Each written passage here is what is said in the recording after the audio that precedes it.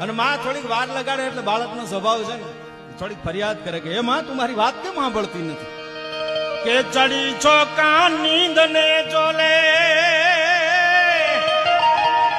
હું બોલાવું અને તું બોલ નો બોલે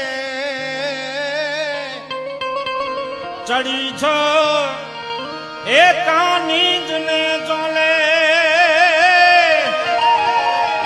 હું બોલાવી બોલ નો બોલે તને બાળ બોલાય